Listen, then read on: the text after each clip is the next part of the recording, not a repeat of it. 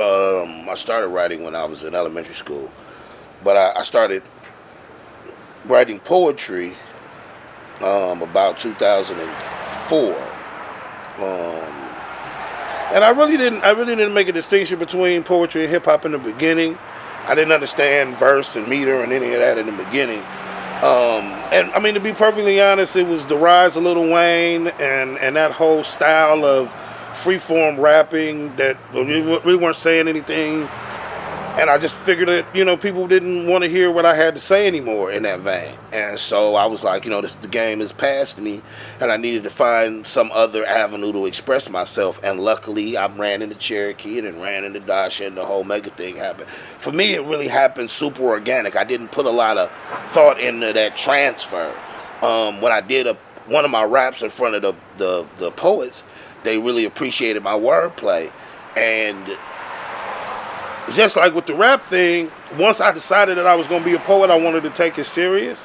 And so I went about learning who was the best and how do they do it and asking questions and wanting people to edit my work and all that stuff. That became important to me. I don't know if I think I made a decision to be a poet, and then I started to change the way I express myself. But the expression never really changed. I think that with hip-hop, it's more about the bass, lower parts of myself. Not saying that's true for every hip-hop artist, but for me, it was more about the bass, lower parts of myself, and I started to think more from the higher self, started being more Claire Brown and my grandmother, the altruism and that caring and being able to express those feelings of empathy for other people that, started to make me more poet than hip-hop artist. When I first started doing poetry, there was a girl named Cherokee in Dayton, Ohio, and she had a open mic set, and I was rapping, and I was about to quit rapping, and just move on with my life. And she had invited me to come out and read one of my raps at her open mic set, and I did, and everybody really enjoyed it. And then the next week I came back. This is in Dayton, Ohio, and then the next week I came back. They had a feature, and it just happened to be Dasha, and I heard her perform, and I performed some of my work. And then after my divorce, when I moved back to Milwaukee, I ended up searching her out, and she had a set at the Mecca, and I ended up going there and getting to know her and learning about writing from then on. So she had always been around in the formative years of my poetic thing, by just happenstance. So just something that happened kind of organically, and she just happened to be in Dayton and found her in Milwaukee, and we kind of went from there. So when I first was introduced to the Mecca, it was on 34th and Silver Spring, I can't remember, somewhere in that area, and it was less of a proving ground as it was a nurturing space for a lot of writers, and it was a really welcoming environment.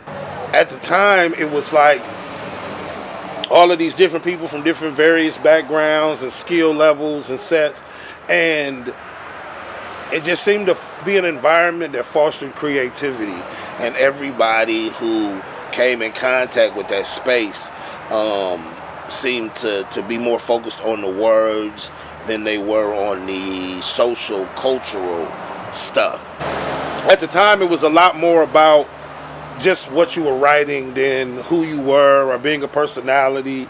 And I think for a lot of the people on the scene, or a lot of the people who dominate the scene now, they were still in their infancy, and so they were a lot more welcoming, and wasn't a whole bunch of big egos yet, and had nobody really got super popular. And so it was just a place, that was really welcoming and inviting, and a space to learn and grow. And most of the people that I became friends with from that era are still my friends now. So I've learned that there's a lot of good people in this world whose intentions are to make the world a better place. I've also heard that egos can be a horrible thing, and that people can be completely self-absorbed and disingenuous in what they say they want from what they actually want.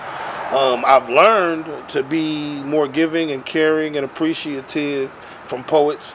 I've learned to be altruistic from poets, but I've also learned that poets can be selfish and self-centered and egotistical like anybody else. I used to think that because somebody was expressing all these grandiose emotions on stage, that they must be the sweetest, kindest person in the world. And some of it's just performance, and some of it's just a show. But I've also learned that sometimes people really are who they say they are, and I just learned to be careful about that. But I think you'll learn that anywhere. What Milwaukee has taught me most specifically is that creativity can be a beautiful thing, and that the coming together of people can be a beautiful thing. And when it works really, really well. And I think Milwaukee has fostered a fraternity of poets that, you know, from various backgrounds and age ranges and groups of people that try to keep that creative spirit alive. Poetry is an ancient art, older than music, really, and I think that it's alive in Milwaukee, and I think that it's growing in Milwaukee, and in some ways great, in some ways bad. But I've learned that, you know, you got to kind of get out the way of it and let it be what it's going to be, and whether you participate in everything or you don't is immaterial, you know. But you give your energy where you can and try to make things better. And that, you know, one person's will can really impact a community. So whether that person's myself, or Qua, or Dasha, or Darla Nikki Jansen, or Spitfire, or Bobby Drake, or, you know, people I've already mentioned, a whole bunch of other poets, Dia Green, and, you know, Christina Logic, or a million other poets whose will of personality has continued the art and has continued us growing and moving. Brittany Cole comes to mind, Tiffany Miller, like a few other poets that just who have really dedicated themselves to keeping the art alive. And, you know, that focus of will and inspiration can move people in ways that you never would have expected. I mean, poetry can be life-changing when you let it, and Milwaukee taught me that.